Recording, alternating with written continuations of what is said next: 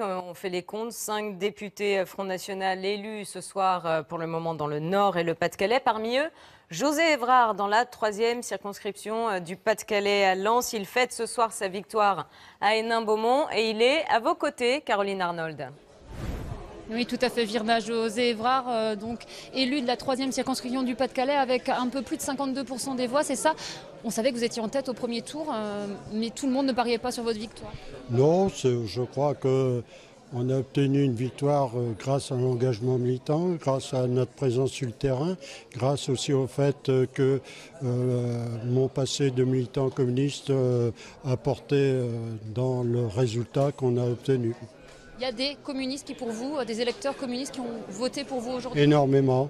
Et énormément, même sur avion, on a eu des retours comme quoi le fait que M. Tellier a appelé à voter pour le candidat Macron, il y a eu des défections nombreuses dans le camp communiste. Alors, votre élection peut surprendre certains. Avoir 4 députés Front National aujourd'hui dans le bassin minier, c'est aussi surprenant. Est-ce que ça vous a surpris vous aussi? C'est pas surprenant, le résultat n'était pas certain, mais il était espéré, puisque les résultats du premier tour nous engageaient à pouvoir avoir cette victoire en perspective.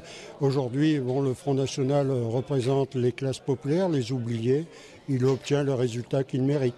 Alors vous serez tous les 4 donc dans l'Assemblée nationale, dans l'hémicycle.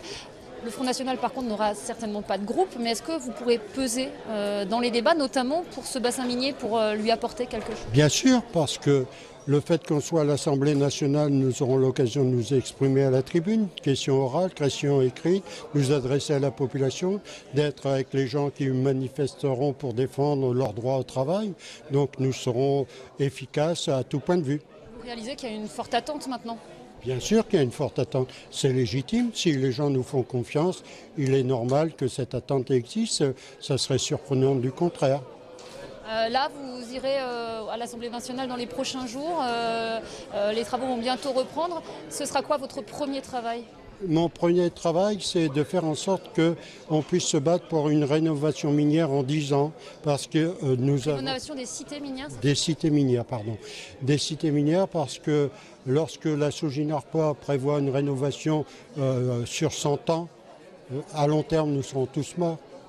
Voilà, monsieur Évrard va maintenant partir vers Lens, rejoindre ses militants pour fêter cette victoire qui tout de même n'était pas si attendue que ça.